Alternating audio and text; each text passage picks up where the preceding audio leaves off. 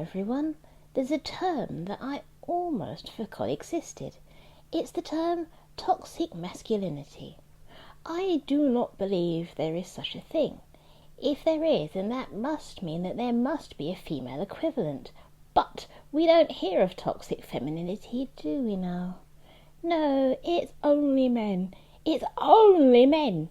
Men that are toxic, men that are dangerous. No, I disagree completely, because it's not just one-sided. Not to say that there is no toxicity, but the difference is both genders can display it. Not every single man is toxic. The guy with the broomstick moustache was definitely a toxic man, but not every man is like him. Otherwise, every man should have gone the same way as he did, and the human race would have died out a long time ago, therefore getting rid of all men. But we all know that every single man is not like that. I believe that there are some toxic men, but I also believe there are some toxic women. But to get to the point of being toxic, let's think about their upbringing. Because toxic people are not happy. What happened to this person? What were they taught that caused them to go down this behavioural route? Were they told to hold their feelings? Were they told that doing certain things was girly? Take the example of crying. If we women were told to hold in our feelings and not express them, how quickly would we go insane? We women are more emotional because we have more hormones. I do not believe that men need to cry as much as women, but I do believe that they should not be told not to. I believe that there are times when both genders need to let their feelings out, and I believe there are times when both genders should hold it in. As a slight example, when I was little, I was a bit of a tomboy and I liked to play rough and tumble with the boys. However, that was considered unladylike, so I was stopped from doing it. Very frustrating. Toxicity is not gender specific. Both genders will use the weaknesses of the other gender to get what they want. Not everyone, but some people, and that doesn't mean that we must tar everyone with that brush. Both genders can humiliate and shame the other, but people are individuals.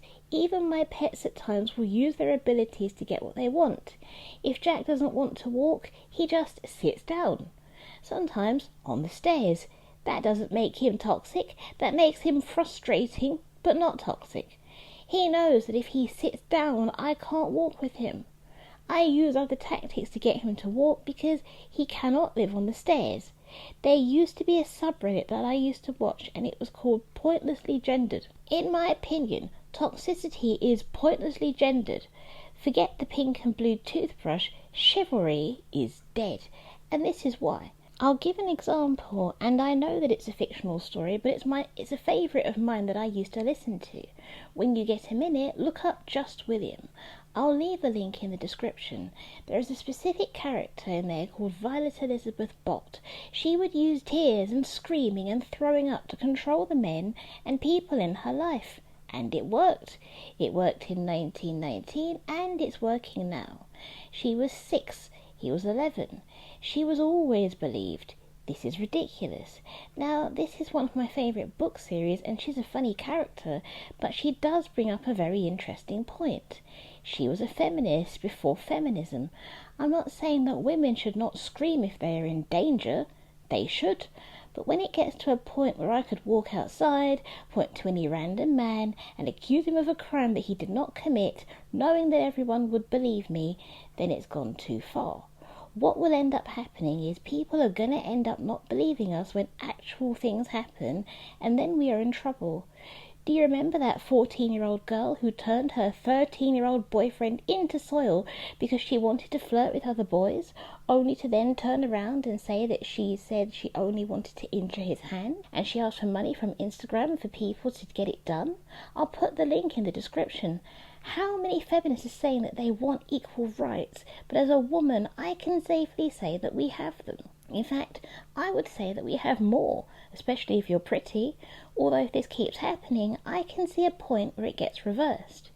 If you're still here, then you're handsome, and you're beautiful, and you, well, I'm speechless. I'll let you know next time I see you.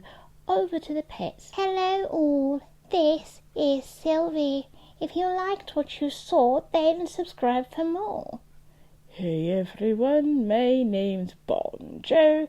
If you enjoyed yourself, then give it a thumbs up and share it with all your friends. Hi everybody, I'm Jack, and if you had fun, then comment down below and let my mum know how you are.